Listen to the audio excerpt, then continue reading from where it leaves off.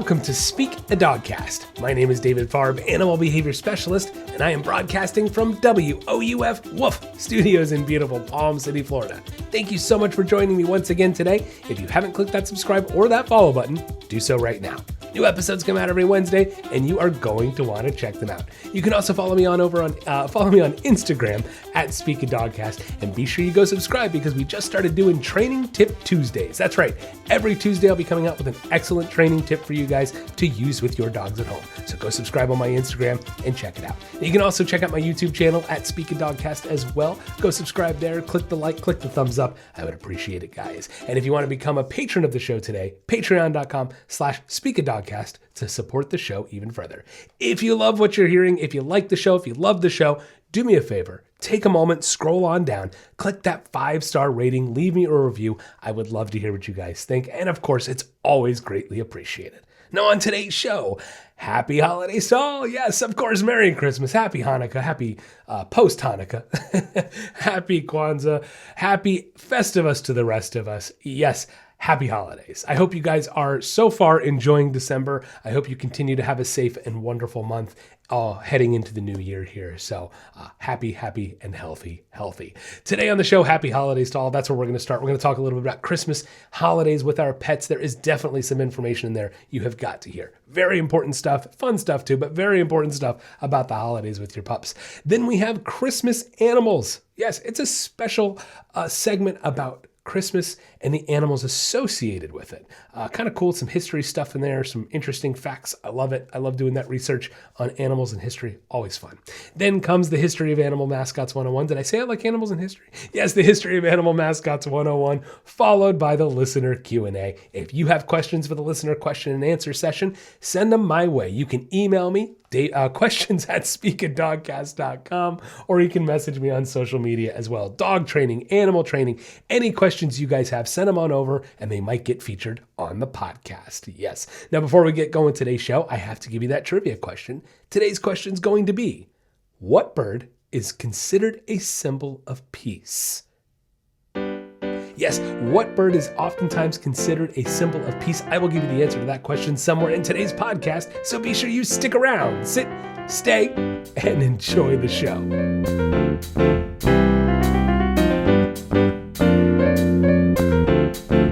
Next on Speak a Dogcast, happy holidays to all. Yes, a very happy holidays to all of you. Merry Christmas, Happy Hanukkah, sort of. We're past Hanukkah, but still a very happy Hanukkah. Kwanzaa, whatever you celebrate. Happy, merry. Everybody have a wonderful and happy and safe holiday. Of course, I hope you do. Everybody getting ready for Christmas. It is exciting.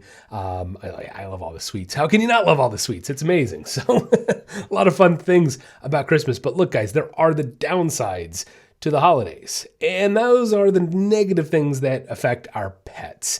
And look, it's always a great reminder. It really is, because there's a lot of things to think about with the holidays. There's a lot going on. There's a lot of chaos, action, people in town, cooking, baking, things being spilled.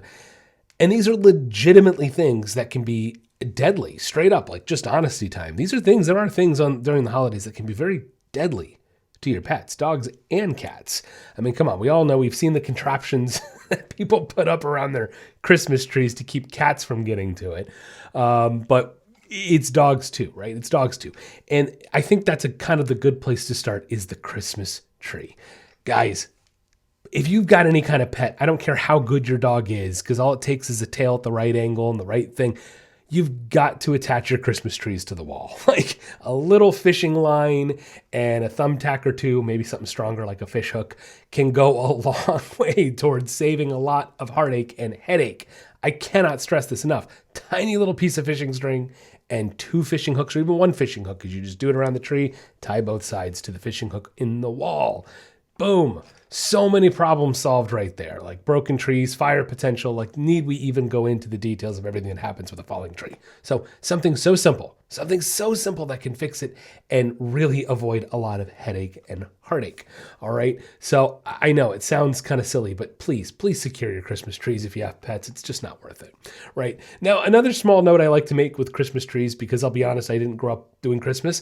So, the trees are sort of like watering them, right? Like, you got to water a plant, obviously. But It's fascinating that a lot of people will actually put all of these different additives and things in their Christmas trees, in the water to try to prolong the life of the tree. And in fact, might be doing the opposite. I love this. I actually got this tidbit a couple years ago. This was actually from the National Christmas Tree Association. Yes, the NCTA. Now, they say the best way to keep a Christmas tree hydrated is plain, fresh water. That's it. Nothing else. They say that adding aspirin, people add aspirin, soda, bleach, corn syrup, sugar, or any other preservatives are completely unnecessary and actually can be detrimental to the tree. They can decrease the amount of moisture retention and increase the amount of needle loss. So, guys, it's kind of funny. They follow my mantra, don't they? Of like dog training, KISS, keep it simple, stupid. Put water in the tree and nothing else. And for that matter, do you really want your dog or cat licking up that water potentially at the base of the tree, right? Out of the whatever the vessel that the base of the tree is sitting in. Do you really want your dog licking sugar, aspirin, soda things, bleach? People are putting bleach in there. My goodness. No, we don't want our dogs and cats licking that either. So not only is it not good for the tree, it's not good for your pets. So hey, plain water. Let's avoid all that other crazy stuff. Now, the other thing with some of these trees is the trees can be treated with chemicals. So the tree can actually leach these chemicals into the water. So again, it might be a good idea to put up some kind of blockade or something to not allow your pet to be able to access that water because they might drink it. And again, there could be bad stuff in there. So just something to think about. Now, the ornaments, broken ornaments, obviously they can be shattered into pieces, potentially eaten. This is where, look, I prefer combining some training with the Christmas tree. My wife grew up with Christmas. We put up a Christmas tree. And I teach dogs early on to leave the ornaments alone. This is where, again, if we've taught a leave it command, a go on command, there's so many different ones we can utilize, even just a spot while I'm putting up the tree. Hey, go to your spot, lay down. That way it's not a big deal. We put them in a little neutral position. We can do what we need to do. And now all the things on the tree aren't this big, exciting thing. People make the mistake of like getting all the ornaments out and going, oh, Fluffy, look at this, and making it a big deal. And now all of a sudden the dog has more interest in the tree than they need to. And that's why they go over and start exploring the ornaments and stuff. So it's important that you do provide some level of training when it comes to the tree and the ornaments and teaching your dog to just, hey, leave it alone. Hey, leave it. Good, leave it. Good boy. Teaching them that leaving it is a good thing. And now all of a sudden the tree, we don't have any interest in it, right? So the ornaments, but one of the other decorations that is just, I'm sorry, if you have a dog or a cat, no tinsel, guys. No tinsel. None. Zero. Zilch. Get rid of it. I promise you. Go to your veterinarian. Call your veterinarian. Well, don't bother them. They're busy right now. But next time you're at your veterinarian's office, ask them what the number one thing they pull out of dogs' butts at Christmas time is, because it's going to be tinsel. And not only pull out of butts, that's in a good scenario, guys. The good scenario is that your dog will pass it and it'll come out. The bad scenario, legitimately, tinsel can bundle up in their intestines, in their stomach, and create serious blockages that can kill them. Like, no joke. If you think dogs haven't died from ingesting tinsel, get real.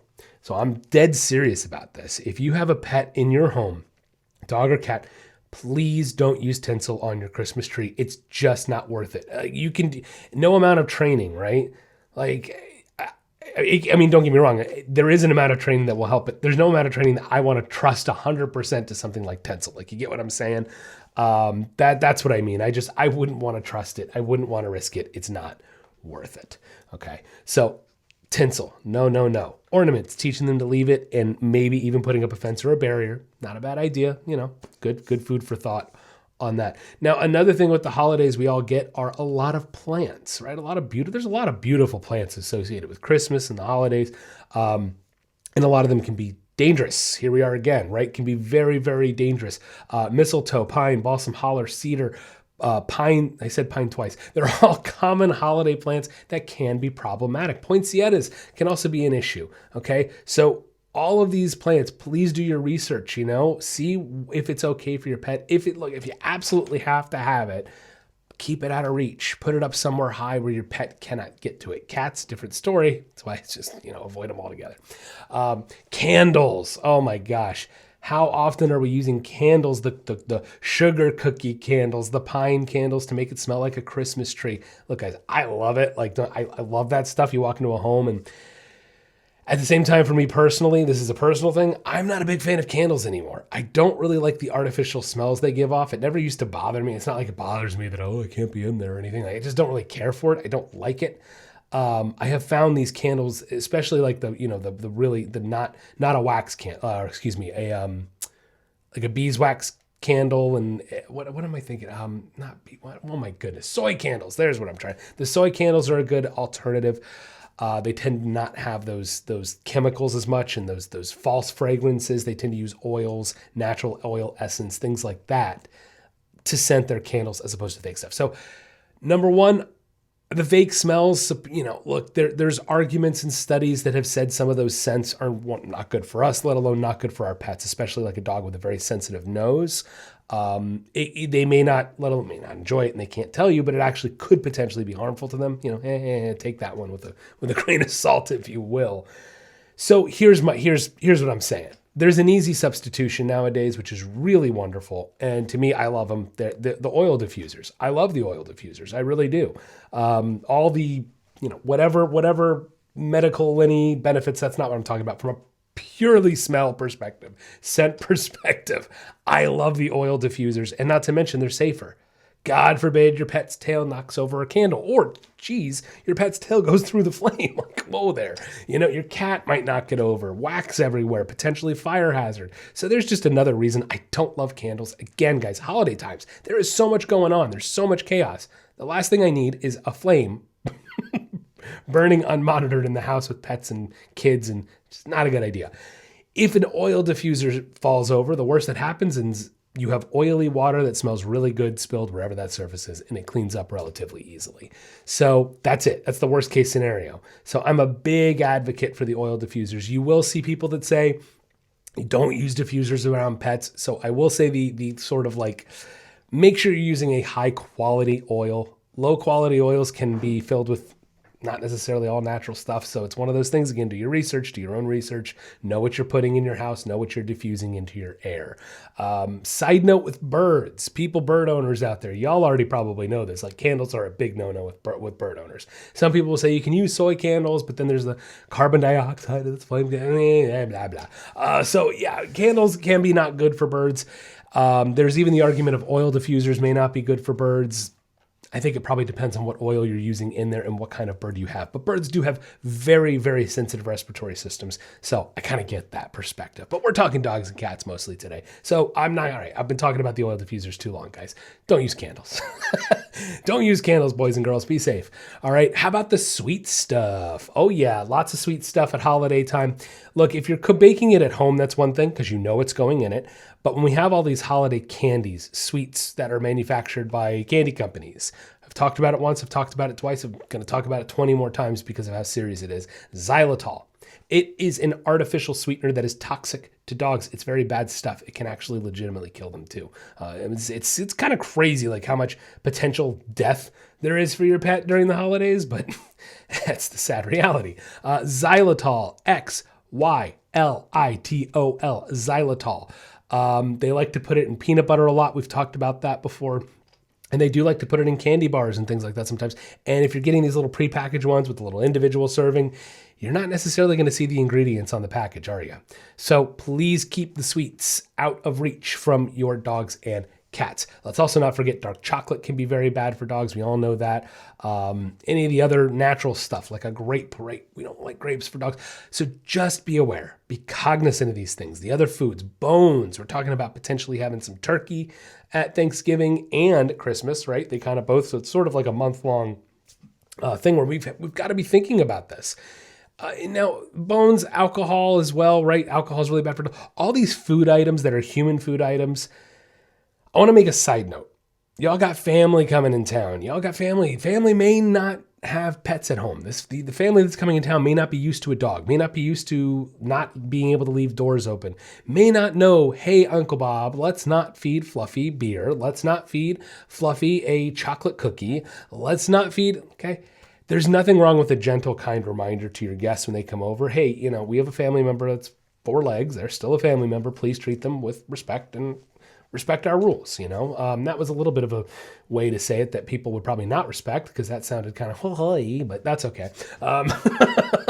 You get what I'm saying though, guys. In a nice way, go, hey guys, do me a favor, don't feed my dog any people food. Cool, cool. No bones, no alcohol. I'd really appreciate that. It can kill them, that whole thing. All right, so with that said, there's also the keeping the tags and microchips, there you go. Microchips up to date, checking the collars, checking the leashes, making sure we don't have fraying collars, anything like that. So again, God forbid, someone leaves the door open. It is holiday time, guys. It is chaotic. It is crazy. 50,000 things going on. Please take these whatever. Please take these steps to be prepared this holiday season. Be smart. But those are really big ones that people overlook that we don't think about. Making sure our microchip information's up to date, on the website and registered correctly. Your tags are up to date on your dog's collars and leashes. All that stuff is working well. It might also be a good idea to keep doors closed if we have guests in town. Like, think about this, guys. You have guests in town and maybe your guest has medication that they use, and whatever. But that medication could be really bad for your dog. And if your guest, they're not thinking, it's in their bag, the bag's on the floor in their bedroom, your dog could get into that. Again, something you just, yeah, sure, it's probably not going to happen, but it could.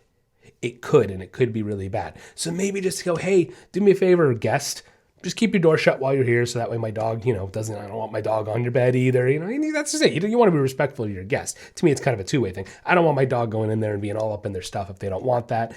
And I don't want my dog getting injured potentially on something that, is theirs. So it's kind of a mutual thing and a mutual relationship you need to have. So just be aware, be cautious, always be thinking ahead of time, guys. The holidays are a lot of fun, right? Like tons of fun, tons of food, tons of family. That could be good or bad, right? But you got to be safe. You've got to be safe. I need you guys to be thinking about these things. Be proactive about the way you enter the holidays with your dog. And one other small note, extra exercise the few days leading up to when all the family's coming in town, all the madness goes a long way. Take your dog for that extra couple walks. Get them that extra session of doggy day camp week of Christmas. It's only going to help everybody out and make your dog happier too. A tired dog is a happy dog at holiday time. I guarantee that, guys. So good luck out there. Stay safe. Merry Christmas. Happy Hanukkah. Happy Kwanzaa. Happy holidays. Happy Festivus to the rest of us. And be safe and have a wonderful holiday.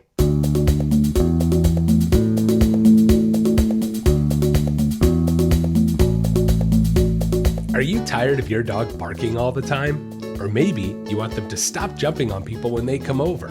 Or does your dog take you for a walk instead of the other way around? Well, we can help. At the Nature of Training and Speak a Dogcast, we are committed to improving the relationships and lives people have with their pets. No matter what behavioral issue you are experiencing, from an unruly puppy to more severe issues, we can help. Our virtual training programs are catered to you and your pet and create a training plan that gets results. For more information, you can check out our website at www.thenatureoftraining.com or find us on Facebook or Instagram at Speak a Dogcast. With the ability to connect, teach, and train with pet owners around the world, together we can make a better home for our furry friends. The Nature of Training and Speak a Dogcast, helping you achieve success with your pet.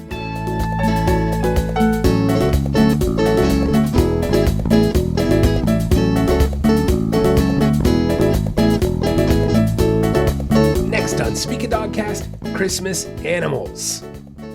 Merry Christmas, you filthy animal. All kinds of Christmas animals. And you guys probably know that reference from Home Alone, the original Home Alone movie. And it was actually a reference from a movie that Kevin was watching within the movie, but it's not a real movie that he was watching. It was a movie that was made for Home Alone. So kind of funny. I like that. But no.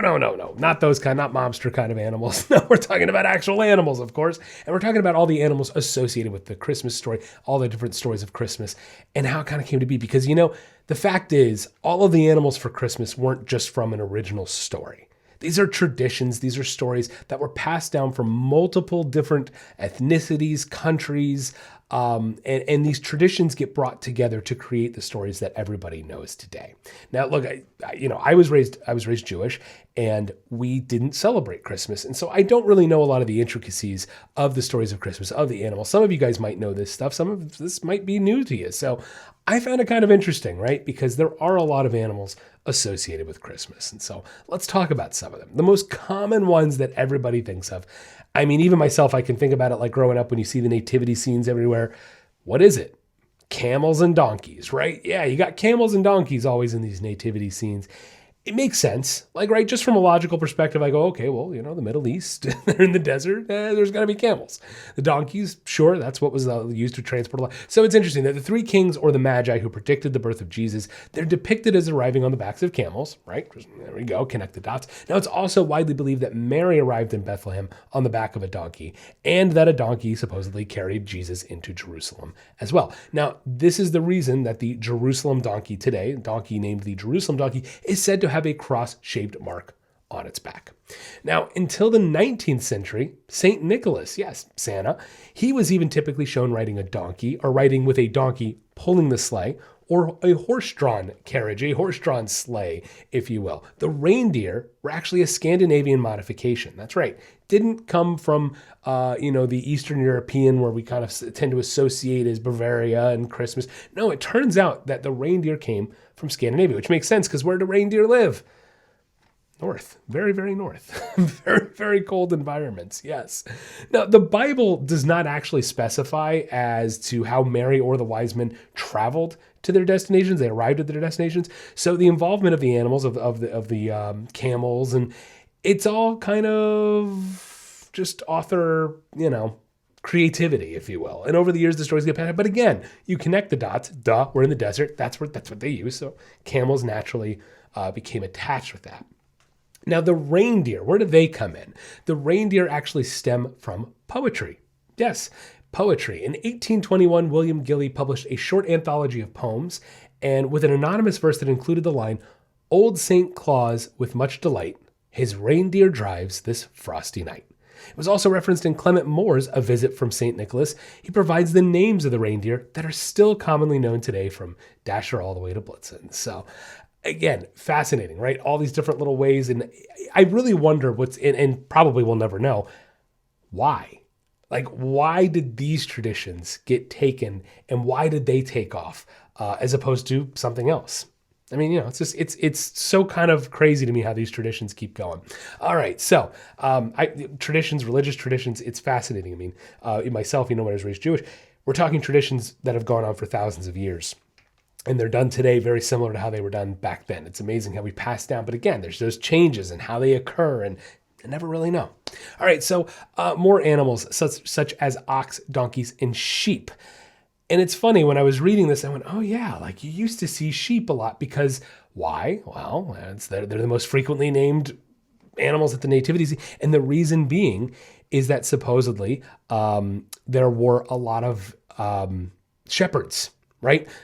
Shepherds that were actually visiting the birth of Jesus. When he was born, baby Jesus, coming to visit baby Jesus. And so they put sheep next to him. Now, I don't think the shepherds were bringing their flocks of sheep over to see Jesus too, right? Like, I don't think they were bringing all their flocks from their farms over, but that's how we knew it was a representation. You wouldn't have really put two and two together just because they have the curved staff thing going on. You're not putting two and two together that sheep herder. So yeah, there you go. So that's why you'll see sheep at the nativity scene. It's really to represent the fact that the shepherds were coming to visit the birth of Jesus. Fascinating again, like kind of crazy. Now, a mouse, we always hear about the mouse, but that's really just from the night before Christmas. 'Twas the night before Christmas when all through the house not a creature was stirring, not even a mouse. So mice are often associated with Christmas just because of that. Then there are the animals of Yule. And again, this is to me like a little over my head of just learning about it. The Yule goat. You may notice that many Scandinavian Christmas decorations feature these kind of stylized goats. Now, the Yule goat is oftentimes made of straw and represents a goat that would have been slaughtered for the Christmas feast. Some Swedish towns will actually display a straw goat during Christmas, although they sometimes apparently struggle to keep them from being set on fire. Yeah, kind of crazy. Now, other animals that are associated with Christmas, we also have, as part of the feast, we have the turkey and the goose. So you'll oftentimes see the turkey and the goose as well. Makes sense. Then there's the Yule oath boar. This is a Norse tradition. A family would make an oath for the coming year over the pig to be prepared for the holiday feast. And this is probably part of the reason why Some families tend to have ham as a Christmas tradition. Now, this would occur on the 12th night of Yule, which would be January 1st, and this would be a precursor to the current New Year's resolution traditions. Again, just fascinating how all these traditions kind of snowball. And especially in America, we had such a melting pot of all of these countries, all of these cultures, all of these traditions being brought together. And that's what we have today. Then there are the birds such as the dove. Yeah, now the dove often appears in Christmas decorations with olive branches branches in its beak as a sign of peace as well as forgiveness. The turtle dove, they're specifically a symbol of love and a sacrificial animal mentioned by the Bible. Which is, I didn't even know a dove was a sacrificial animal. Crazy. Now, this might explain why the dove makes its appearance in the 12 days of Christmas. Penguins, this one came up too. Penguins and polar bears, that's clearly a modern association, only taking the cold part. There is no Christmas association. There is no, obviously, like penguins live, they live in Antarctica. They're not up in Norway. So I don't think Scandinavian traditions incorporated penguins into it. It's definitely a modern tradition just because of winter and the association of cold with penguins and polar bears. There also is a British tradition of association of Christmas with robins, and I do sometimes see people with little robins in the Christmas trees, not doves. You can tell it's a robin, versus that, and they actually will forage actively for food right around the Christmas season. Now, their brilliant, bright red plumage. This is a symbol in it's a symbol in Christianity that the red breast was considered symbolic of the blood and sacrifice of Christ. So another tradition that gets carried over there. Now, there's also the wren. Now, for those of you unfamiliar, wren's a type of bird. Now, in America, in the U.S., there's actually many different types of wren birds, different species, but in the old world, over in Europe and in England, there's only one. It's the wren. There is only the wren, okay? So oftentimes this will be associated with England, with Ireland, and as was the tradition, they would be traditionally hunted or sacrificed in late December as a ceremony for ushering out the old year. Now in Ireland, the 26th of December is actually known as Wren Day and may be celebrated by hunting and displaying a fake wren. So really, really kind of cool. I mean, to me, anything animal related is going to be fascinating. Combined, once again, this is why I love it. I combine history. This is why we do the history of animal mascots and some great segments that we've had on the show, the history of the U.S. presidents and their pets. I love combining animals and history, and this is just another way that we could do it. So really cool stuff. I hope you guys learned something. Hope you got a little something out of that. And hey, Merry Christmas and Happy Holidays to everybody. The answer to today's trivia question: what bird is often considered a symbol of peace? Well, if you'd been listening closely in the last segment, kind of gave it away. It's the dove. Yes, oftentimes associated with Christmas and the New Year, doves are a symbol of peace.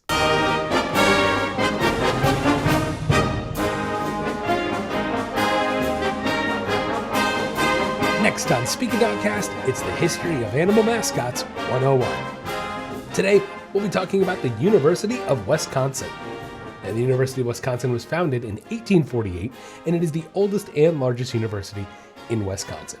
The school became the University of Wisconsin-Madison in 1971 when 9 other universities were merged to create the University of Wisconsin system. Now, UW has a fierce, ferocious mascot. Yes, they are known as the Badgers. And a badger is one intense little dude, right? There's no messing around. They're in the same family as otters, wolverines, minks, polecats, weasels, and ferrets. However, the original reference to the animal is actually a reference to humans, believe it or not. Yes, now the state of Wisconsin had long been referred to as the Badger State, dating back all the way to the 1820s and 1830s. The lead miners who first settled the area had to, quote, live like badgers, sheltering in tunnels burrowed into the hillside. The badger was adopted as the university's mascot in 1889, and originally the school had attempted to have a live mascot at the football games and sporting events, but the badger proved to be too vicious, of course, to control, and on more than one occasion, he even ended up escaping and had to be tackled and recaptured by members of the football team. It's not going to go over so well. For obvious reasons, they were tired using a live mascot. Oh my goodness. But the Badger yearbook attempted to use a raccoon for a short time named Regdab. I have a hard time saying it. Regdab, I think is how it's supposed to be pronounced, which is badger spelled backwards. And they passed it off as a Badger in a raccoon coat. I don't think they were fooling anybody. A drawing of the mascot was first drawn by a professional illustrator, Art Evans of Garden Grove, California. Also, can we talk about that for a second? The guy's an artist and his name is Art. I mean, come on, that's awesome. And side note, I knew a veterinarian named Dr. Veal. Yes, Dr. Veal. I knew a veterinarian named Dr. Parrott, and my band director in high school was Mr. Muse. I love it. Like, it's just awesome. All right. There's also a veterinarian in the area here named Dr. Steers. Like a cow, Steers. Come on. Awesome. All right, let's get back to it. In 1949, a student adorned a papier-mâché badger head, and the anthropomorphic version of the mascot was born. Now, the badger, who did not have an official name, he earned many nicknames over the years, such as Benny, Buddy, Bernie, Bobby, and Bouncy.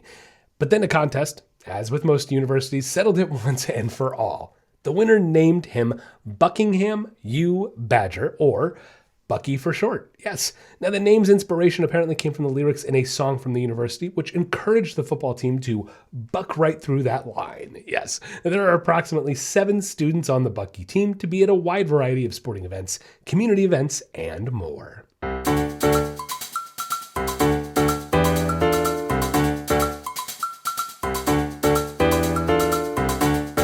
Next on Speak a Dogcast, it's the listener Q&A. The first question today comes from Angela from Austin, Texas. Angela asks, I am having a really hard time housebreaking my puppy. She is a 4.5-month-old Shih Tzu, and I've had her since she was 10 weeks. Now, I reward her when she goes outside. I have a consistent schedule. I don't use pee pads. She still has a few accidents. Now, they're mostly by the door that I take her out of now. But for the life of me, I cannot get her to stop doing that. Any advice would be amazing. Angela, thank you so much for the question. Look, housebreaking stinks. Like, nobody wants to clean up pee and poop, and I'm sorry you're having to still deal with that. At the same time, 4.5 months, like, it's a Shih Tzu. You know what I mean? Like, it's not a huge dog here. We're not talking a huge bladder. And there is a chance your dog could actually still be having a hard time holding it. Maybe it's when her bladder's really full. Right? Like, maybe that's the problem, is it's just extra full those times she has to go. She just can't quite hold it all the way yet, and she's letting go, you know? Being that she's doing it by the door, I always say that's a great sign. I mean, it's always a great sign if at one point she was choosing other places and now she's choosing by the front door, or whatever door you take her out of, rather. That's excellent. Like, that's awesome. You're going in the right direction. And that's the thing with dog training. It's not always measured in miles. It is literally sometimes measured in inches. And some days you're going to get an inch of progress, and some days you're going to get a mile of progress. It's just the way it works. However, as long as we're not seeing backward steps, I'm feeling good. Like, that's always how we want to be with that, especially when it comes to housebreaking a young and small puppy, right? Like, let's just kind of take that. I would kind of take that with a grain of salt. I would give her the benefit of the doubt at 4.5 months old that she may not be able to hold it, especially because she's going by the door. That's communicating to me that she understands the connection to go outside. It's more telling me she maybe can't hold it yet. So tough, right? You have a couple options here. You know, number one is, if you're not already monitoring her water intake, you may want to control that just a little bit more, because maybe she's over drinking, right? Maybe, who knows? This is why you have to pay attention. See how much she's drinking. Maybe fill the bowl only a quarter amount. See if she drinks it all. That way you just have some gauge. If she drinks it all, you can give her a little more, right? If she seems thirsty. Absolutely. But puppies will sometimes drink out of boredom. They will sometimes overdrink out of boredom and fill their bladder so full that they can't hold it. And now you're kind of fighting an uphill battle that's really, you'll struggle to win that because she literally can't hold it, right? So that's one thing. The next thing you can do is, I want you to try to pay attention. If you're not already doing it, I want you to have a log. I want you to start writing down. And this is tough because I want you to be as detailed as you can. That's the tough part. I want you, if you can know when she went last, when was the last time she drank anything, when was the last time she ate anything, and then when her accidents are. Because what I want you to be able to do is find some correlation in the pattern. We might see that all of a sudden, oh, geez, there it is. She's doing this literally 4 hours and 13 minutes, like almost to the dot, after the last time she went out, right? So if you can all of a sudden see, you may not see that pattern. Like, you may just not see that yet. And so that's why if you write it down and you log it, it becomes more obvious. And now you can cut off that pattern. So now at 4 hours, I'm taking her out. teaching her to go outside, teaching her to only hold it till we go outside. Okay, then I can start extending it to the back to the 4 hours and 13 minutes, 4 hours and a half, 4.5 hours, so on and so forth. You may have to go back a little bit to cut that off, right? To not let her pee, just to move forward. That's not going backwards in the training. That's going backwards in the process to move forward in the training, right? So it may be a little tough, but again, I truly think she's just not able to fully hold it yet, and that may be the battle you're fighting. Some of those other little details, logging it in the water, I think is going to help you, and I think you'll be able to figure it out then. The only other thing I could say, but I'm guessing you're probably already doing this. You didn't mention it, but I assume you are, considering she's not using the same spot over and over, with the exception by the door. That's a little different. She's clearly, okay. Cleaner. Use the right cleaner. That's the point I'm getting to. Make sure you're using the right cleaner. My favorite is Nature's Miracle. But any kind of cleaner that's actually going to break down the composition of the urine, the smell, really get it out so she, with her strong nose, can't smell that anymore. So hope that helps out. Good luck to you, Angela. Let me know if you have any more questions. The next question. This comes from Gary from Columbia, South Carolina.